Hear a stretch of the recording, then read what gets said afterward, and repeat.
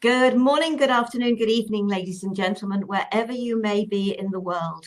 Welcome to Gift of Healing TV.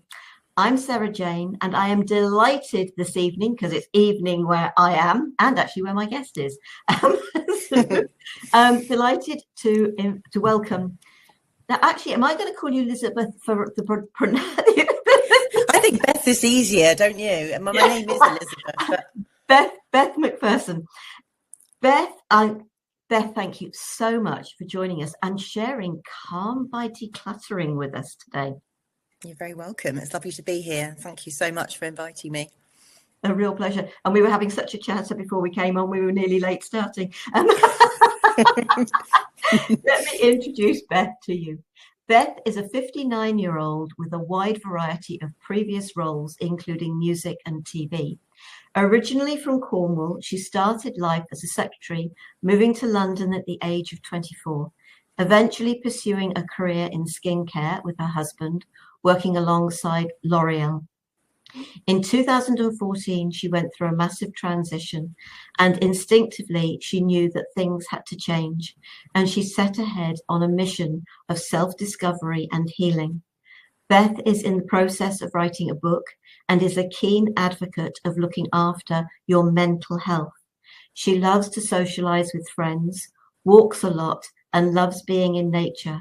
Her passion is dancing and is not ashamed to say that at 59, she can still cut a few moves on the dance floor with her much younger friends. Me too. Beth, welcome to the program. Thank you. Please share a little of your story and how come the decluttering? That's a good question, and I love being asked it. I think when people say to me, how long have you been decluttering for? I say, well, officially since 2019 when I set up my business, but actually probably from when I was very young. I remember being a young girl going to my bedroom and cleaning my bedroom, which is one of our chores that we used to do on a Saturday morning. But little did my mum know that I'd be going through my drawers and sorting everything out, and I'd be clearing my space and making everything organised, and I don't know, rearranging, getting rid of anything. And what I would do then, once I'd done that, I then sit and do the fun stuff. So drawing, doodling, imagining, pictures, writing lists of things I wanted to do. So I think it's just in me, it was just in me. And now at 59, I'm actually doing the very thing that I just definitely was meant to do, which is amazing, right? Who doesn't want to do that, So yeah, so that was that really. So I think that's my background. And then I think how it all started, and I was thinking about this the other day, I've got a very good friend, Helen, and I met her in 2014, and we're very, very close. When you meet someone, you're like peas in a pod. And about a year after I knew her, she said, darling, can you come and help me zhuzh my house? And I said, oh, zhuzh your house? She said, yes, I'm really struggling to sell it. And I'm wondering if you could just come and do your thing. And I kind of was like, oh, I don't know what my thing is, So I was going through a period of real self-doubt, really, about what could I do? And then I went, and together we decluttered this very big house that actually had been really stuck. She hadn't been able to sell it. Her and her husband were amicably divorcing, but it was stuck, and it was a big property. And so we just went through room by room. But it wasn't just a case of clearing and taking stuff to the skip. It was more like bringing love into the house. So I did things like, I remember like the piano was there, a bit dusty, no pictures, and it was closed down. And so I cleaned it, put it up, put the sheet music up, got a picture of her and her husband, ×2, one on one side, one on the other, arranged a picture on top. And to me, it was like putting love, putting love back into that, because whoever comes to see that home doesn't need to know the story. They just need to know that this house was loved. And long story short, within a week, the property is sold. And I thought, wonder if I could do this for a living. And there you go, ta-da. So yeah, that's how it started, really. But isn't that just it? It's making a house feel like a home. So yes, it's getting rid of the not the unwanted stuff per se. And we were talking before about, for some of us, and it's that difference between, do we own the stuff or does the stuff own us? For me, very definitely, I'm one of those people where I own the stuff. If it all went tomorrow, and I'll just quickly share that when my second marriage broke up, I got some beautiful ornaments. Some of them were quite expensive. And my mother-in-law threatened to smash them to my mother. My mother, bless her, she's owned by all the stuff. Get back up there now, get that stuff, get it out of there. You know, it was just like, it's just stuff, mother. We paid for some of that. It was just like, it's just stuff. Tough. She didn't smash any of it.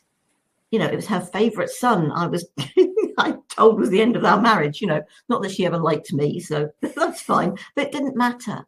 I think I even knew back then that it was stuff, it wasn't important. What's most important in lives is the people, your feelings about yourself, being comfortable with yourself and what's going on in your own life. Yeah.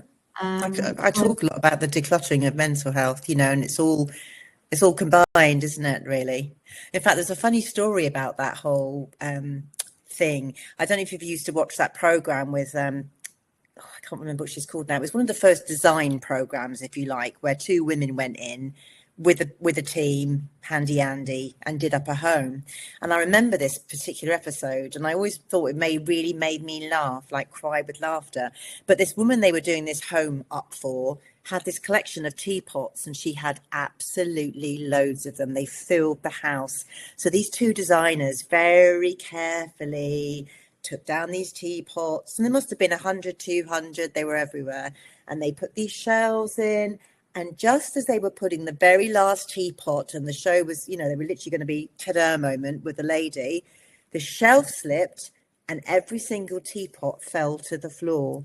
Both women, I remember the designers, were crying. They looked at each other. It was very real. It was very like, what on earth? And they just stood there and cried. And when the owner came in, she started to laugh and she said, thank God for that. She said, I mentioned to someone 15 years ago that they quite like teapots.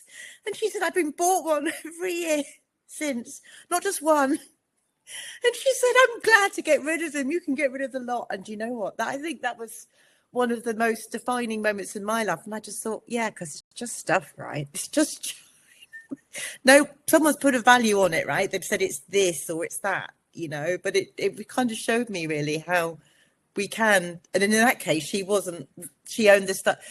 The stuff didn't own her, right? She owned the stuff. She was just like, oh, well, Sylvie. Thank goodness, though. Well, it was becoming a bit of a situation for us, to be fair. She's going to have to have a new home just to store the teapots, you know. So. But there are people who actually increase the size of their house because of the collections that they have. But it's not just about, we'll come back to the stuff in the house. But I was sort of thinking earlier, it's just about, it's decluttering the mind as well. You know, and I declutter my mind at night by doing something like a Sudoku or a code word or something, because it gets my mind out of work mode. But it's also about letting go of situations and not letting your mind get so wrapped up in things. So decluttering of the home, yes, is really important. But if you can't declutter your mind from that, it's another aspect of it, isn't it? It is. And I think I always think like it's a bit like a chicken and the egg situation. But I do say to clients, if we can create a calm home, whatever's going on your head, I can't say that it's going to go poop, you know, like Mary Poppins or whatever, you know, or Tabitha from Bewitched, but it helps. And I know in my own life, because I've kept things, I've been able to let go, not so much mentally, to be fair. That's been the one that's been the wearing the way. But because I've created these homes the calm, I have to say I have been able to deal with the mental and whatever's going on in my life much better than if I had the chaos in my home. I mean, I think I always remember one of my jobs in London. I worked for a music company, and I worked for a company called HHB, and we had 5 board directors. And I remember one day they were all going on different trips. They were all liaising in the same city, all the US, Japan, going all over the world. And I remember they were all talking to me. They were going, I got to go here. If you could make sure you book, da, da, da, da, da. And I looked at my desk and it was absolutely immaculate. And I started setting files out on the boardroom. And you know, some people might go, well, she's a bit weird. But actually, I knew that being organised in this way was the only way that I could do my job, you know, to stay. And actually, I felt calm. Once I had my piles and I had my notepad, I just used to think, I can handle this. But if I had it all strewn, and I know some people do work like that, and I'm, you know, that's what they can do. I cannot work like that. And I think, you know, the thought of trying to find a really important document that might be, mind you, I've worked for a lot of solicitors, and, you know, if there's any listening or going to be listening, yes, I've, you know, the files on the desk, you know, get quite overwhelmed, but it was always my job really to sort of file and keep some sort of system going. But yeah, I definitely think it kept me calm, and I do think that in a home as well. So it is that chicken and the egg. You're absolutely right. If you've got that mind worrying, how can you possibly focus on decluttering? But that's where I come in, and I do work with clients, and we set days and times, and we stick to them, and we work through methodically. And during that time, it's all about the declutter. It's not about, you know, we might talk about stuff that's going on in their lives, but it does bring a sense. I think all the clients I've worked with do bring just bring a sense of unless they're really, really attached to their goods, then maybe not so much calm there. But yeah, I try and get them to that point where they realise the benefit of letting go, really. It's not about getting rid of everything. It's about creating a space. You can still have things. Of course. Because I'm obviously sort of looking at what's behind you, and I know what's behind me. Yeah, I got stuff. It's still things, but it's being thoughtful about what those things are. Yeah, some people are well into their books, and they've got books absolutely everywhere. You know, it's like me with some of my ornaments, and the fact I've actually got angels everywhere, and then dragons scattered places as well. You know, sort of, it's what is it that almost speaks to you, has a memory, or is just something that you're really interested in. So when I sort of talk about angels and dragons, it's because I've connected with them, and I channel them, and actually having something that is of them, it's just like having their energies around in a more physical form. Yeah. So I totally, no, I really get that. And you're right. You can look behind me and you can see, in fact, under my TV is my little, I call it my little ceremony area. So when I come home in the evening, I have a bit of a ritual, and I love rituals. So I always make sure I put my bag in the same place, my keys in the same place, and my coat gets hung up. I then put on my comfortable slippers, pour myself a cup of tea before anything else, and I light a candle, and I always say thank you for the day. And, you know, so I've got my crystals, I love my candles, you know, anything. I always say I'm like a little magpie, anything shiny, I love. But I love that area because it's like, you know, it's got some precious little bits in the bowl there, and it's like my little ritual area. But you're right, every single item, and I always say this to people because, okay, I'm a single person and I live in a 2-bedroom flat on my own. And people say, well, that's easy. But actually, I've met people that live in a similar, and their house is absolutely full. So it's got nothing to do with the size of property. But I say to everyone that every single item in my home, I love. And that's a big word, but I love the word love, and I use it a lot. Every piece of art, you know, it's not fine art or anything, it's a poster that I've liked and I've got framed. In fact, there's a poster that I love behind me. It says, lose your mind, Find Your Soul, and it's from the Pulp Fiction movie when John Travolta dances, and I love that scene. It makes me laugh, and they're into their dancing. And when I saw that poster, I was like, yeah, that's me when I'm dancing, so it's just a poster. It cost me £20 or something. I got the frame, it was a lot more.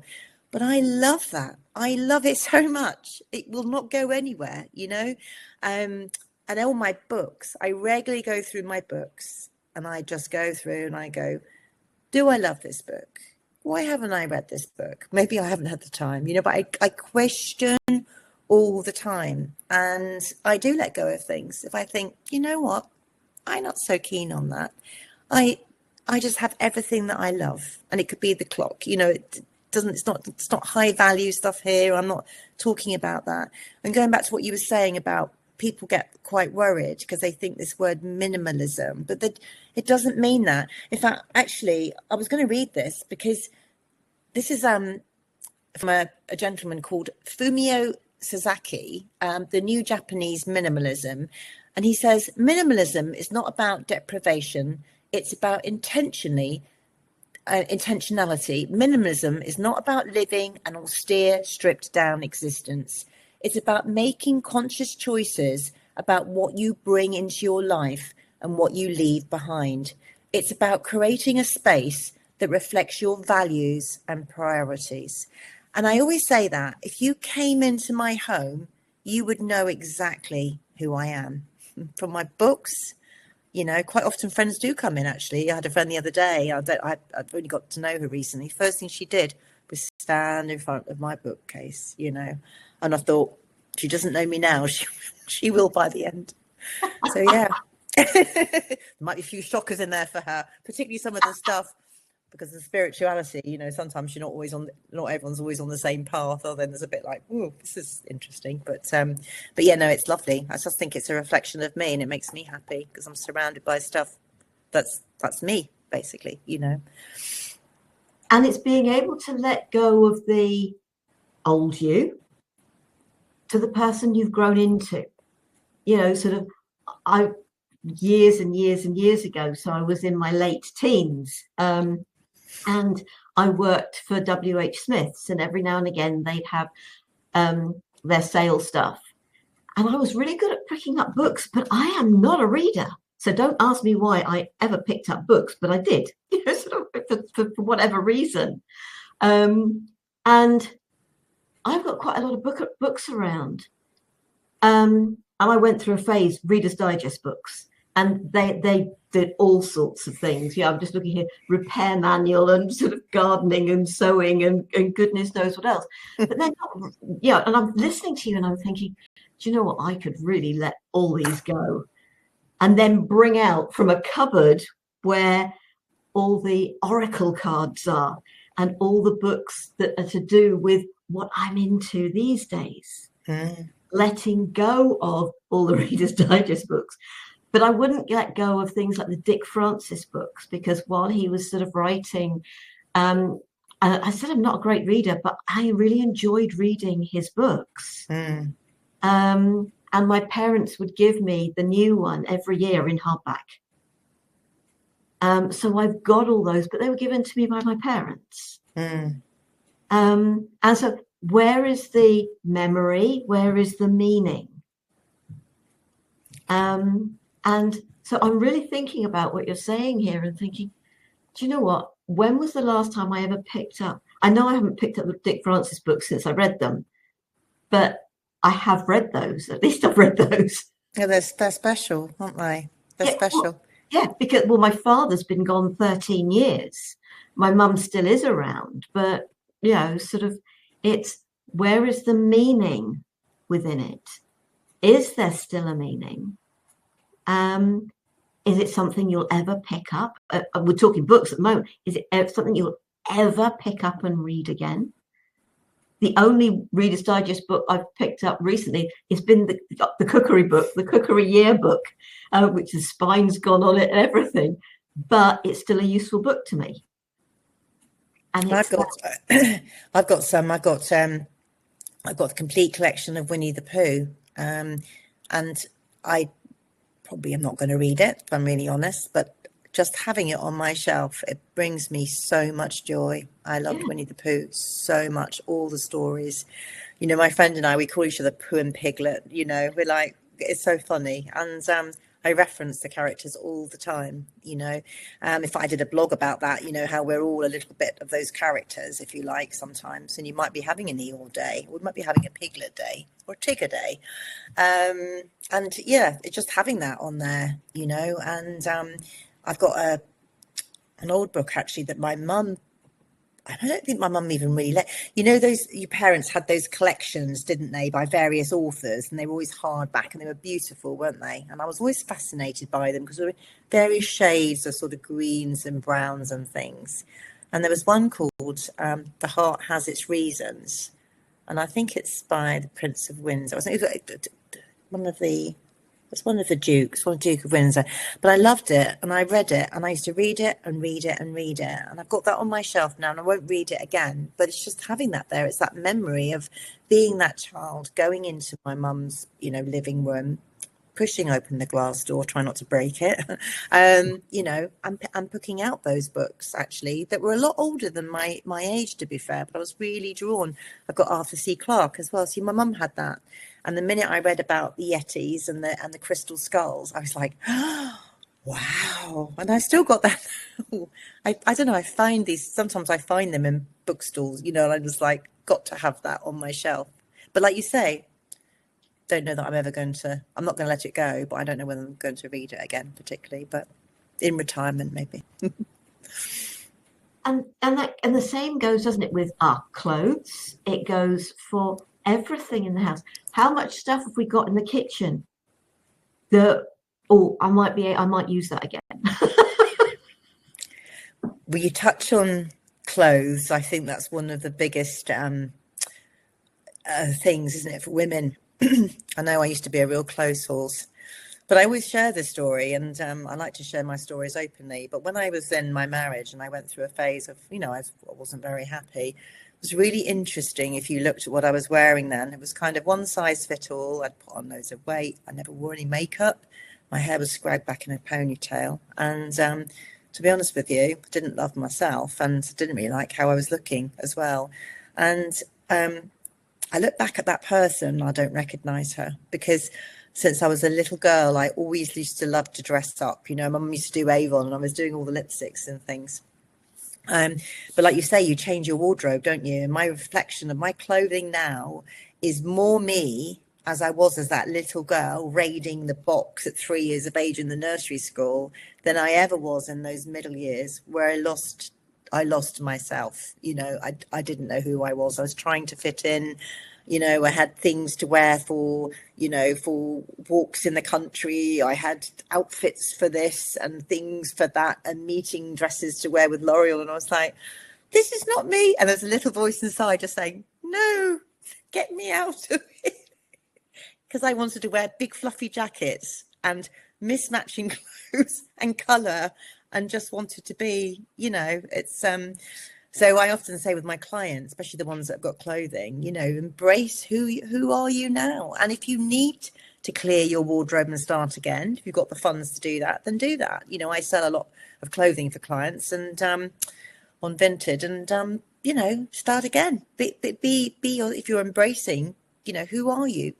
And you do, your taste changes as well. I mean, even a year ago, I bought stuff and I look at it and I think, oh, I don't know what shopping head I had on that day, but that's going.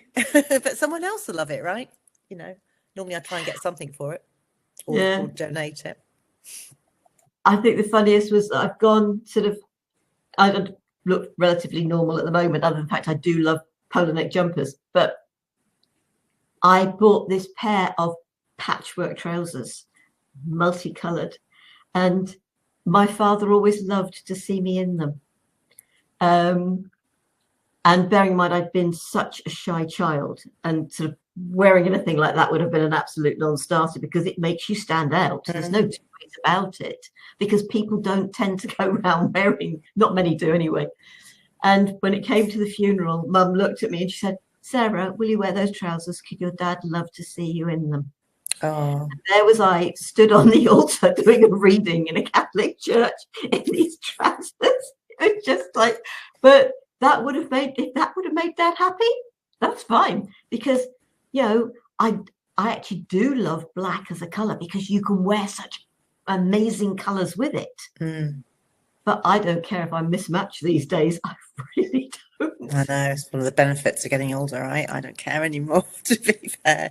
As long as it makes me happy, and I think it kind of goes, you know what I mean? I'm just like, I've always definitely liked fashion though, but I try and make it match if I can, but I'm not, I just think what makes me, you know, what I like and everything. I love a hat, and I'm always sticking a woolly hat on my head, and I've always got a hat in my bag because I've got fine hair. It's quite nice just to keep it in order.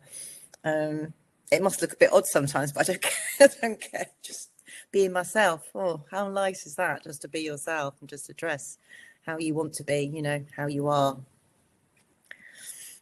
It's also about dressing for the weather. And when you look at some of the youngsters these days, and I think, did I ever really go out and feel freezing cold just because I wanted to wear something that I thought might, I don't know, be noticed? And it's just like, no, I go out to be warm, or if it's in the middle of the summer, I'm cool, you know, as cool as you can be, you know, sort of in respect of the temperature, not sort of, but I think it's about learning to be ourselves, isn't it? Letting go of other people's thoughts about us. Majority aren't thinking about us anyway, but our perception of what they might be thinking, or if I wear that, how. And I remember several years ago, 12 years ago, I was on a workshop course thing in the States, and it was to do with the Authentic Speakers Academy, so being on stage, and it was all the stuff. And I said, have I really got to wear makeup? Oh yes. And I thought, actually, oh no, if I am only going to be taken seriously because I've plastered makeup all over my face, I've got golden or jewelry on wrists and neck and rings on fingers and whatever, if I'm only going to be taken seriously for how I look, then these aren't the people that are for me. And so that's what we've been saying about the clothes is just wear. So I dumb it down a little bit because I don't know all the time the people I'm going to go and give talks to. I work with sound energy, and if they're expecting somebody to be there in a 3-piece suit with a sort of white blouse and whatever, they're not going to find that. I'm not going to be that, because that's not who I am. And that's the important thing, isn't it? It's with our environment, that the room that surrounds us and the house that surrounds us, it becomes an extension of who we are, not how we think other people think we should be.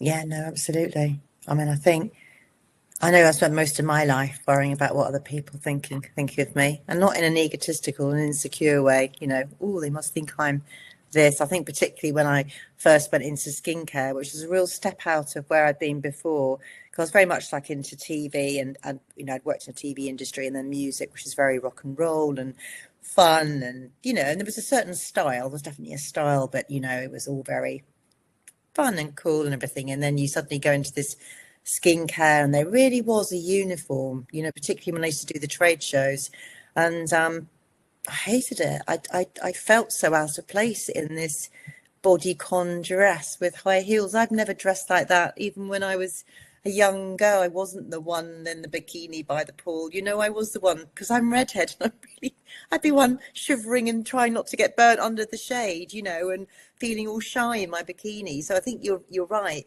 But I went on the Landmark Forum, which is pretty hardcore, but it was really good. And at the end of the forum, after 3 hard, long days, they said, do you not come to realise now that your people aren't thinking about you? They're not thinking anything. They're more concerned about what you think about them. And then 400 people in the room, we all just fell about laughing, because I thought, yeah. And actually, that was a big learning for me. I was like, yeah, why do you think anyone's even thinking anything? They're probably not. And that's really helped me, that statement. you know, and I always remind myself that, really.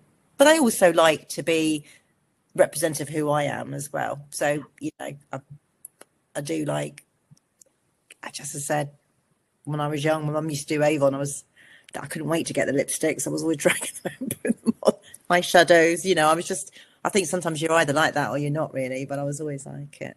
But yeah, it's so nice just to be yourself, isn't it? And not care about what other people think about you, really. I love what you're saying about sort of other people don't think about you, because I remember standing in my kitchen, having been a people pleaser for far too many years. I remember standing in the kitchen after I'd broke my marriage up and thinking, why are you worrying about what other people think about you when they aren't? And you could put it another way. Who the heck do you think you are that you think other people are thinking about you? But I mean, I don't mean that nastily. I really don't, because we are all special in our own unique way. But it's the unique that's the important word there.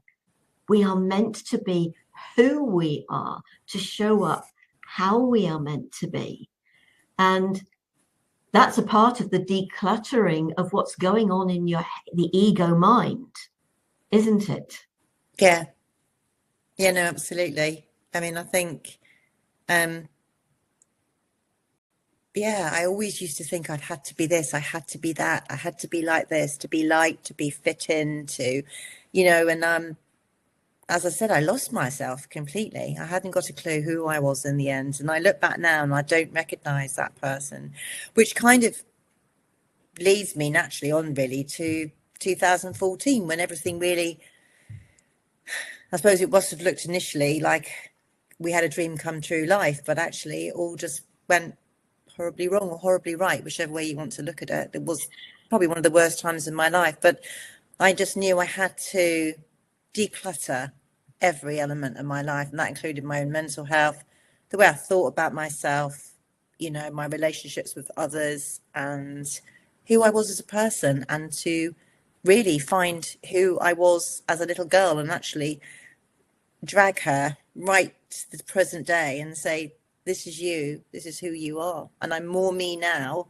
at my age than I've probably been for the last sort of 40 odd years of my life, you know, trying to please other people, you know, saying yes when I really screaming no. Or even doing something a little bit like the other day. I was in London on Monday, and I thought, oh, I fancy a mulled gin. And so I got it and I took a sip and I was like, this is like hot water with some orange in it. That's what it tasted like to me. It was completely tasteless. And me of old would have tried to drink it, poured it away, and walked on down South Bank. Me of new went back. I said, I'm really sorry to tell you this. I can't actually drink this. I said, it's really not very nice. Would you mind just swapping it out for me for something else, please? She looked at me and she said, it's our top seller. I said, well, I've had mulled gin before and this doesn't taste like how I've had it before. So would you mind? And I felt so empowered. And I wasn't, you know, of course I wasn't rude. I was but me of old would have been, even if I'd managed to go back, I would have been stammering and stuttering and sorry to be, and I probably would have paid for the new drink, you know. Oh, let me pay double. It was funny. But most of the point is gin. I'm not a drinker, but I know what gin smells like. Yeah.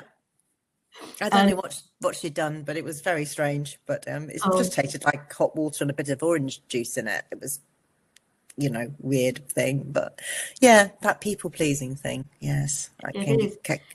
And I suppose our homes can become very much that people pleasing thing. You know, we talked about sort of gifts from people, and having to be so careful about what you tell people you like. That's right. Especially after the story about the teapots, you know, sort of that you know, I'm so pleased for the presenters that the individual involved wasn't worried about it. I know. But In fact, a thing happened the other day. I was in Frome with my friends and my two best friends, and I really admired my friend Caroline for what she did actually, because I bought some Christmas decorations, and I do love anything that looks angelic, mousy, pretty, cool. I've got all these little mice on my tree, and they're really cool. They've all got like angel wings and everything. So I bought one for her, and I gave it to her as a little present. It's always like a little pre-present. And I know some people go, "Oh, that's really cruel." But she came up to my bedroom and she said, "Darling, I don't want to be mean. It's really not my thing, because my theme for my tree this year is all wood and natural and everything, and this wouldn't go. Would you mind if I gave it back to you? Because I'm sure there'd be somebody that would like it." And for a second, I was like, "Oh, but then I thought, no, it's okay. It's okay that you've done that." And I said, "You're absolutely right, and you're absolutely fine. And I know my goddaughter will love it, So there's another little gift for my goddaughter. And I think that's having that strength, isn't it, really? I mean, of course, I'm not suggesting that people start rejecting presents, but there's nothing wrong as well with being given something. And I have been hundreds of times in my life, given something for Christmas that I thought, oh, okay, they obviously don't know me too well. You go, "Of course, thank you so much. Oh my God, that's so good."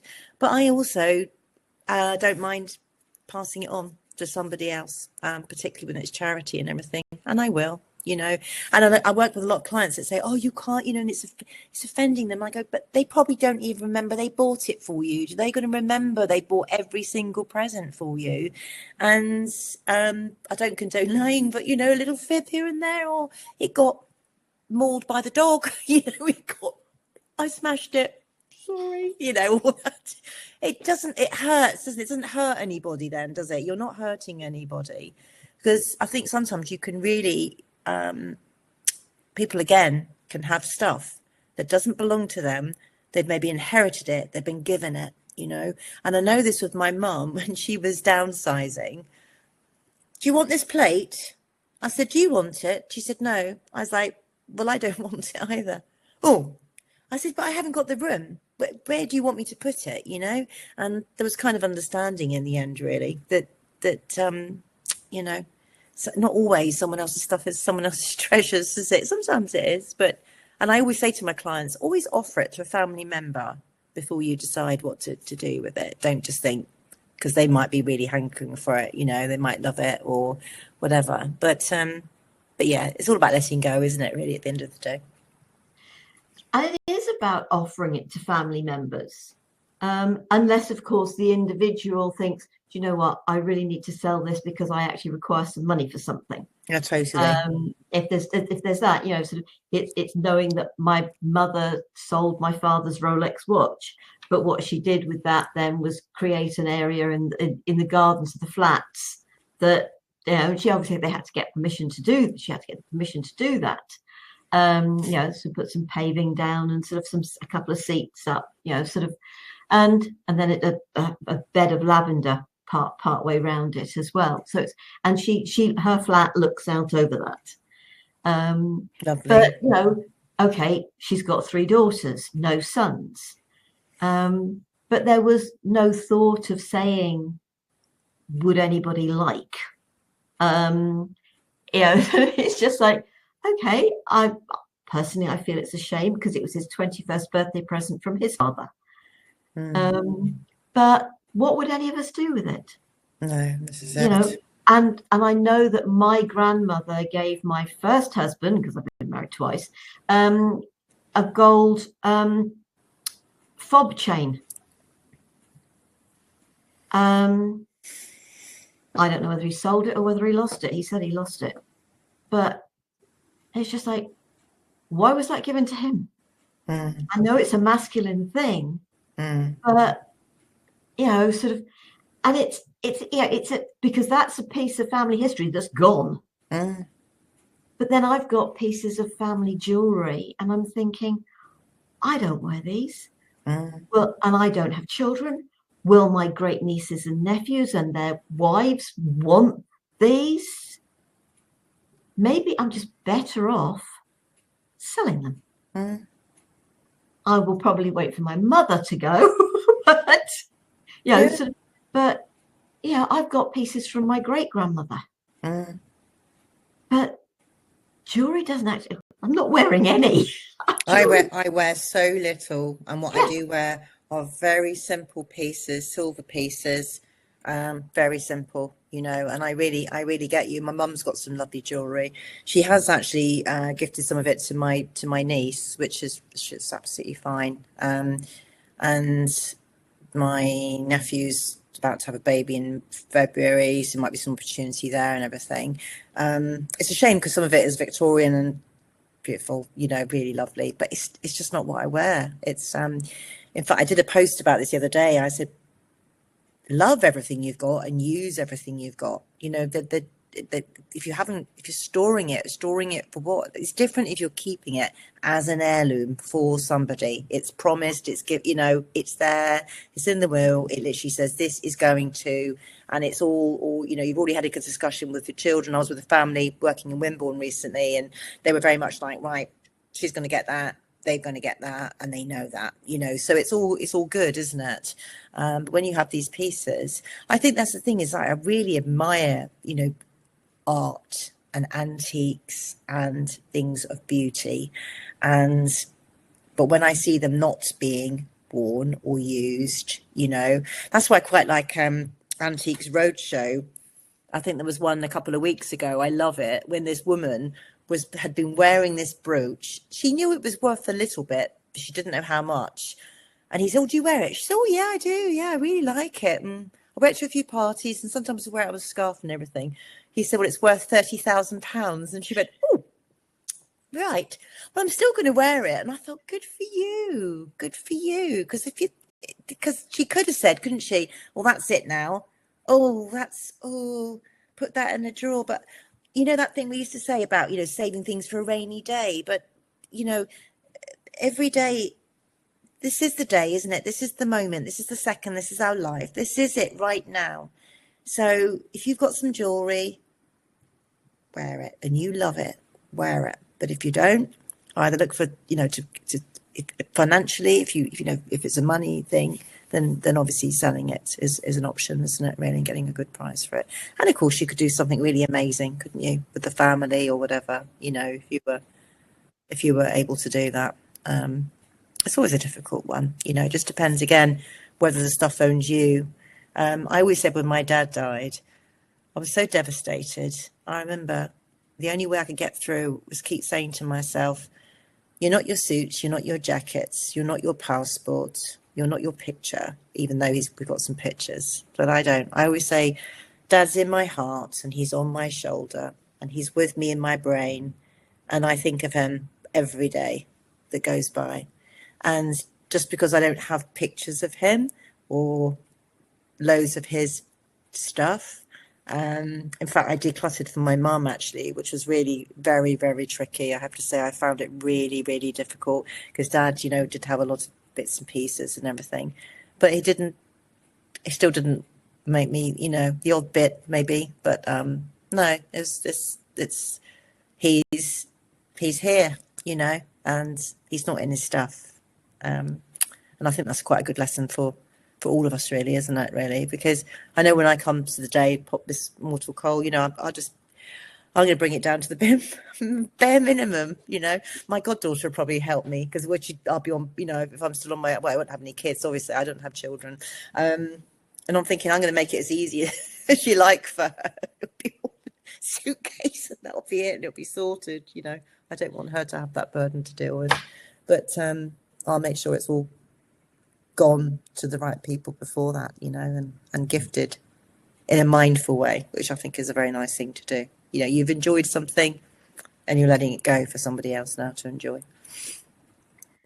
It's a really difficult one for some people, isn't it? Because, you know, where it comes to a lost loved one, it can be really difficult. I was we were talking sort of beforehand, and sort of in the UK there's a program called the Yorkshire Auction House, and it's like 10 years, 7 years, whatever years later after an individual's died, it's time to clear, it's time to get rid. But some of those people, having watched some of the episodes, was an individual has said, please go to Angus at the Yorkshire auction house. I trust him to get the best and to know what. And it's finding those people you can trust to do, because you can go to any number of sort of house clearance, but do you know if you're getting the best for it? Sort of somebody walks in and thinks, oh, that's nice. Sort of, oh no, that's just a piece of brown furniture, that's not worth anything. We don't know, do we? You don't know. It's really important as best we can. So I think the more we watch these types of programs, I know I've got a piece of furniture that was my grandmother's. It might have been my great grandmother's before that. Yes, it's a piece of brown furniture, but it's an old sewing box on sort of turned wood legs. And I remember seeing somebody take one in on the repair shop. And then they started talking about it, and I was thinking, so you don't get to know what the value of these things is, but it's just like, actually, that might, because of the way its legs are turned, etc., that might be worth something. So it's being, you say, when you do help people with the clearances, it isn't about what goes in the bin, it's about how people can clear their stuff. But it's not going to waste. It can be reused. And we're so much about recycling, reusing, somebody being able to get benefit out of something that we no longer require. Yeah, absolutely. And I can't stand landfill. I know you and I were talking about that earlier, but I go to the tip enough that I see this great big pile of stuff, that we've just acquired and chucked. And of course we live in such a consumer society. You think about our parents' generation, our grandparents, they made things last forever, don't they? I remember my mum having a teapot that was just like, don't even know how it was still surviving, it's the cracks and the things. And my mum used to say, there's nothing wrong with that teapot, same with the kettles and everything. And I think we've become now such a disposable society that we're just chucking away, upgrading. Oh, this is new. This is the new colour, changing I know I'm guilty of that as well, Oh, I don't like that colour anymore, but I always make sure it goes to the charity shop. I tell you, nothing goes in landfill, and I always say with the clients, when you're doing decluttering, there's a very standard way that you do this, basically. So you create piles, basically. So there's the chuck pile, and that really is the proper rubbish that isn't going anywhere other than a black bin liner, okay?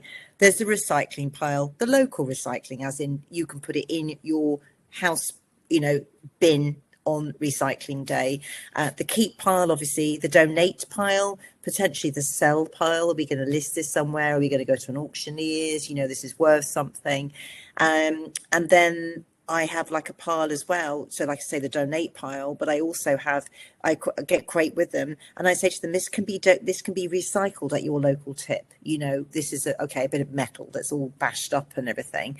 There's even guys that come to your door around this area where I live in Dorset, and it doesn't charge you anything. They just pick up metal for you, which is absolutely brilliant. So if you've just got loads of metal that's hanging around, but it's all, for me, I almost set it as a bit of a challenge now. How little can we get? How much of the items being let that can actually go to someone else? And I've dropped off stuff at various charities, and I have ones that I like. My favourites, if you like. Really, they know me. But I also have dropped off at homeless places like St Mungo's. And worked with BCHE, HA, so it's like housing association, dropped off stuff. So it's a passion of mine, really, to make sure, because then when you're letting go, and I think actually 99% of my clients really like that, they're like, I feel bad. One of the reasons I've got this stuff is because I hate the thought of just it going in a bin. It's awful, isn't it? I wouldn't want to just chuck something in a bin, but to think it can go to somebody else is a wonderful thing. I mean, it's a joy to me, it's just a joyful thing all round, you know. So I want to give a bit of a shout out actually to the Salvation Army near me in Boscombe. They're amazing. They just are. Not only are they such lovely people to work with, they always just greet me and they always say thank you. But I asked them one day, I said, oh, I hope I don't bring anything for you that, you know, you struggle to do anything with. And this lady looked at me and she said, we make sure that everything, as much as we're possible, goes to a good cause, you know, goes to somebody else. And that makes me feel, you know, happy. So, yeah. Yeah, absolutely. You know, you and I could carry on talking, but I'm just looking at the time and thinking, I know. Oh, okay. Yes. So we'll say hi to Julia, who has said good evening. So welcome, Julia. Sorry, I've only just seen that.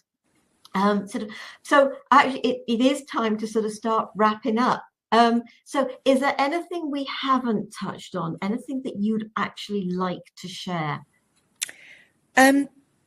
I think I would like to say that this is just a very practical advice about how do you declutter. And I would say the mantra that people talk about, but a place for everything and everything in its place, is a really good one to keep saying to yourself, because once you've got things in the right place, life feels a little less stressful, because you can go to that drawer, right? Because you know the batteries are in there, you know your car keys are in that drawer. But also, I love William Morris, never have anything in your house that's anything other than beautiful or practical. Now, I know sometimes that can be tricky, but that's actually a really good, nice thing to say, isn't it? Because who wouldn't want beautiful things? And we all need practical things. I always look at my potato masher and think, it's not exactly beautiful, but I need it.